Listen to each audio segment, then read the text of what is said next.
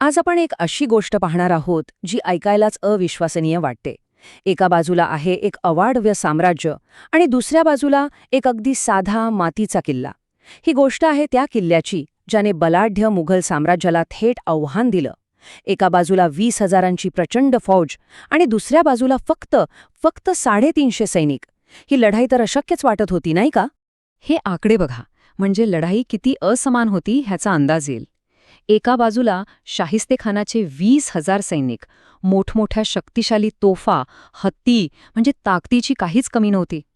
आणि दुसऱ्या बाजूला फक्त 350 मराठा सैनिक, आणि त्यांना वाचवण्यासाठी होत्या फक्त मातीच्या कच्च्या भिंती. खरं तर हे युद्ध जिंकणं तर लांबच राहिलं, पण काही तास जरी हे सैनिक टिकले असते तरी खूप झालं असतं. मग खरा प्रश्न हाच आहे की हे शक्य झालं तरी कसं? एका साध्या मातीच्या किल्ल्याने इतक्या प्रचंड सैन्याला तब्बल 56 दिवस कसे काय रोखून धरले? चला तर मग आज आपण याच रहस्याचा उलगडा करूया. तर सुरू करूया या अशक्यप्राय संघर्षाच्या कथेला. पाहूया या ऐतिहासिक वेढ्याची सुरुवात नेमकी झाली तरी कशी. गोष्ट आहे जून 1660ची. मुघल सेनापती शाहिस्तेखान 20,000ची अजस्र फौज घेऊन पुण्यात दाखल झाला. त्याचं पहिलं लक्ष होतं चाकणचा संग्रामदुर्ग. त्याला वाटलं, हा मातीचा किल्ला, अरे हे काय, एका दिवसात जिंकून टाको. पण त्याचा हाच फाजील आत्मविश्वास त्याला पुढे खूप भारी पडणार होता. आता येतो सगळ्यात महत्वाच्या भागाकडे, मातीचे अभेद्य चिलखत. असं काय रहस्य होतं त्या किल्ल्याचं की तो मुघलांपुढे एवढा वेळ टिकून राहिला? चला पाहूया. बघा, त्या काळातलं युद्धाचं तंत्र अगदी सरळ आणि सोपं होतं. दगडी किल्ल्यांवर तोफेचे गोळे मारायचे, त्या मजबूत भिंतींना भगदाडं पाडायची आणि सैन्य आत घुसायचं. मोगलांनी हेच गणित चाकणच्या बाबतीतही लावलं होतं. पण इथेच तर सगळा खेळ बदलला. जी गोष्ट चाकणची सगळ्यात मोठी कमजोरी वाटत होती, म्हणजेच त्याच्या मातीच्या भिंती, तीच त्याची सगळ्यात मोठी ताकद ठरली. झालं असं की तोफेचे गोळे या जाड मातीच्या भिंतींवर आदळल्यावर त्यांना तडे जाण्याऐवजी त्या भिंती त्या गोळ्यांना अक्षरशः गिळून टाकत होत्या. ह्या प्रकारच्या किल्ल्याला म्हणतात भुईकोट. याच्या जाड, दाबून घट्ट केलेल्या मातीच्या भिंती तोफेच्या गोळ्यांचा प्रचंड आघात शोषून घ्यायच्या. जणू काही स्पंज पाणी शोषून घेतो तसा. त्यामुळे किल्ल्याच्या मूळ रचनेला काहीच मोठं नुकसान होत नव्हतं. कमी खर्चातलं पण अत्यंत प्रभावी असं हे एक संरक्षण तंत्र होतं. आणि किल्ल्याच्या याच गुपित शक्तीमुळे ही लढाई, जी एका दिवसात संपायला हवी होती, ती दिवसांमागून दिवस आणि आठवड्यांमागून आठवडे चालली. 1-2 नाही तर तब्बल 56 दिवस.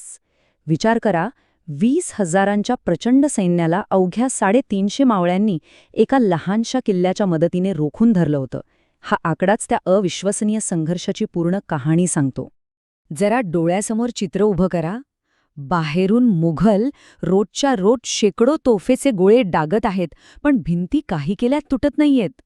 20,000ची ती अवाढ्य फौज निराश आणि हताश होतीये. आणि आतमध्ये किल्लेदार फिरंगोजी नरसाळा आणि त्यांचे फक्त 350 मावळे प्रत्येक हल्ल्याला तितक्याच हिमतीने चोख प्रत्युत्तर देत आहेत. पण म्हणतात ना, प्रत्येक गोष्टीला एक अंत असतो. पाहूया हा अभेद्य वाटणारा वेढा अखेर कसा फुटला आणि त्यानंतर काय झालं. 56 दिवसांनंतर अखेर हताश झालेल्या मुघलांनी एक नवीन, कपटी युक्ती वापरली. त्यांनी जमिनीखालून एक सुरंग थेट किल्ल्याच्या बुरुजापर्यंत नेला. तिथे प्रचंड स्फोटकं भरली आणि एक मोठा स्फोट घडवून आणला. आणि अखेर त्या मातीच्या अभेद्य भिंतीला भगदाड पडलंच. पण मराठे हरले नव्हते. भिंत तुटली, पण त्यांची हिंमत नाही.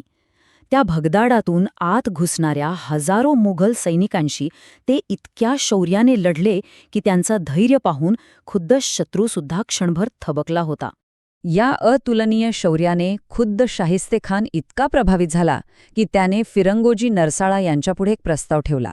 तो म्हणाला, आमच्या बाजूने लढा, आम्ही तुम्हाला मोठी जहागिरी, भरपूर संपत्ती आणि मुघल दरबारात मानाचं पद देऊ.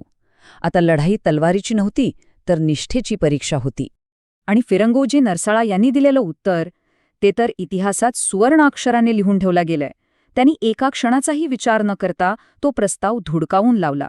त्यांचं उत्तर होतं, निष्ठा विकण्यासाठी नसते. त्यांच्यासाठी त्यांची स्वामीनिष्ठा, त्यांचा स्वाभिमान हा जगातल्या कुठल्याही संपत्तीपेक्षा कुठल्याही पदापेक्षा खूप खूप मोठा होता. मग आता प्रश्न हा आहे की या युद्धात खरंच जिंकलं कोण? मुघल की मराठे?